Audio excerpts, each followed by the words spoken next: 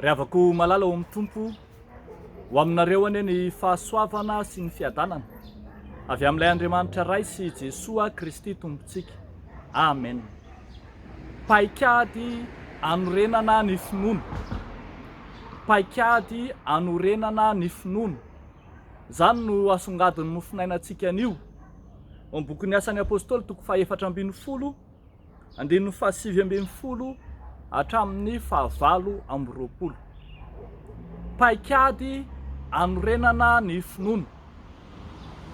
Tao anatin'ny fitetezam-paritra nataon'ny apôstôly Paoly amin'ny maha apôstôliny Jentilisa azy, dia nitety faritany maro izy tonga tany amin'ny tanin'ny Jentilisa, dia nahita loza samy hafa tany izy. Hitantsika eto fa dia notoraham-bato izy ary efa saiky maty mihitsy azy, tena efa noheveriny olona ho faty mihitsy azy.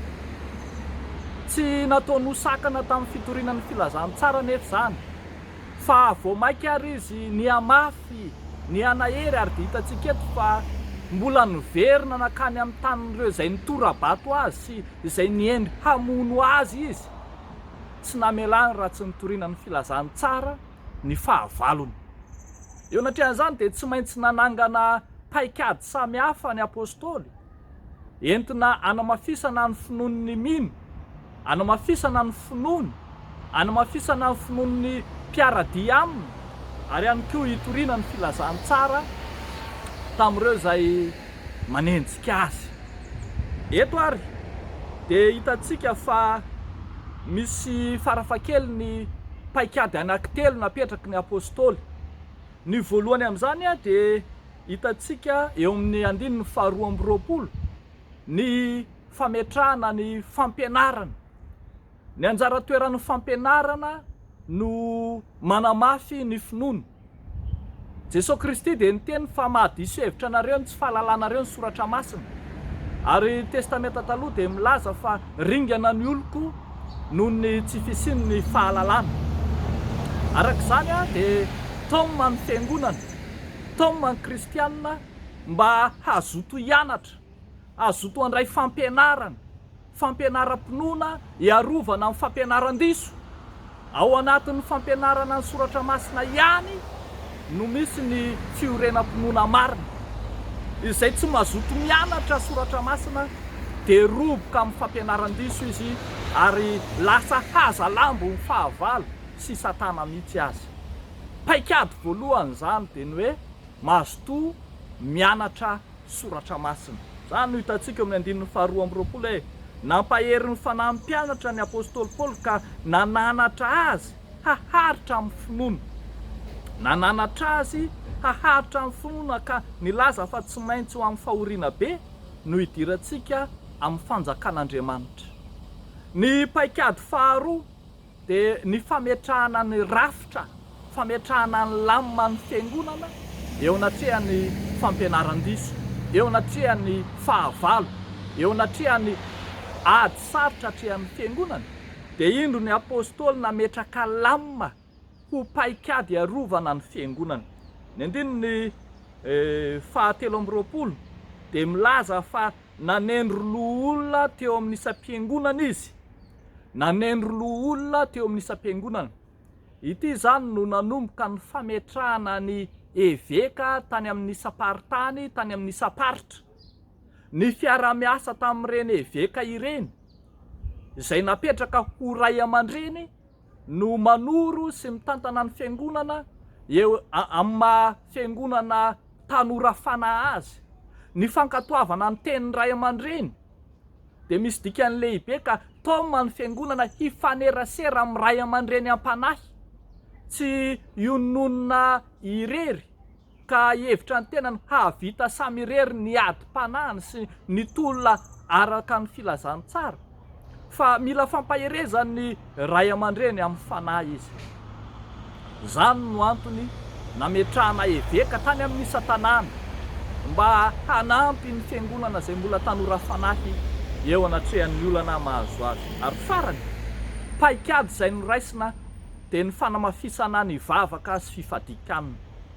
Eo amin'ny 2:20 tapany farany dia hoy ny voalaza hoe dia nivavaka sady ny fadianina ka nanolotra azo amin'ny tompo izay efa ninony. Nivavaka sy fifadikanina dia hitantsika eo amin'ny tantaran'ny soratra masina fa na i Jesoa aza fony nanomboka ny asa dia nivavaka sy ny fadianina. Rehefa tody zavatsarotra i Estera sy ny fireneny dia nivavaka sy ny fadianina. Rehefa sahirana tamin'ny fitorian'ny filazantsara i Jona dia nivavaka sy ny fadianina. Zany hoe eo anatrehan'ny olana dia tena raisy ny fiangonana nivavaka sy fifadikanina, ampaherezana mba tsy hahatonga ny fiangonana ho lasa marefo eo anatrehan'ny fanenjehana. Ry havako malala amin'ny tompo, paikady telo mazava tsara no napetraky ny apôstôly ho an'ny fiangonana: ny fampianaram-pinoana, ny fanarahana sy fametrahana ny lamina na ny rafitra ray aman-dreny, ary ihany koa ny fanamafisana ny vavaka sy fifadikanana. Tody zava-manahirana ianao ankehitriny, misy adi-panahy eo anatrehan'ny zavatra mahazo anao dia tsarovo fampianarana soratra masina. Ao amin'ny soratra masina no iorenanao tsara sy iorenanao mafy. Raha miala amin'ny soratra masina ianao dia very aroboka amin'ny fampianaran-diso samihafa. Ary ihany koa mazotoa miaino ny anadray aman-dreny, fa ny anadray aman-dreny hono toy mitsipakomba-lahy, mahavoa mahafaty tsy mahavoa mahafanina. Ary farany dia taoma ny fiangonana hanamafy mandrakariva ny vavaka, hanana fiainam-bavaka matanjaka eo anatrehan'ny zavatra izay hatrehany. Milamina amin'ny fiainana dia mazoto mivavaka isika. Sahirantsika amin'ny fiainana dia mihamafy tahak'izay koa ny hadirin'ny vavaka tokony ho asandratsika. Dia mahereza ary havako amin'ny tompo sy amin'ny herin'ny faherezana.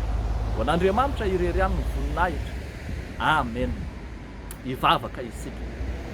Tompo Andriamanitra raitsy toa, misaotra sy mideranao zahay, misaotra ny amin'ny teninao mampahery eo anatrehan'ny fahavalo izay mitady hamono an'ny apôstôly Paoly no indro hijoroany vavolombelona ho mpanompo mahatoky. Ary zahay koa tsy hitaray tana miepaka ary tsy hanao tsobotra raha miangaly amin'ny fijoroana vavolombelonao, amin'ny fanarahana anao, fa aneo izany amin'ny manodidina anay rehetra. Indray ary ankehitriny Tompo, mahatsiaro mitondram-bavaka ireo izay manana olana ara-piainana, tsaroana eto ireo kamboty, ireo mpitondra tena, ireo sembana, ireo izay tsy manana fiainana mitovy amin'ny olona rehetra, manana fahasembanana amin'ny lafiny maro. Entinay eo anatrehanao izy ireny. Mivavaka izahay ho an'ireo voafonja, mivavaka izahay ho an'ireo tsy salama, mivavaka izahay ho an'ireo izay manana fahasembanana ara-tsaina, aretina ara-tsaina mihitsy azy ka mitondra azy hivoaka ny fiarahamonina. Tompo, zanakao sy asan'ny tananao izy ireny ka miandrandra eo anatrehanao izahay. Amin'ny anaran'i Jesosy no anaovanay izany mivavaka izany satria mino izahay fa miaino anay ianao. Misaotra Tompo. Amen.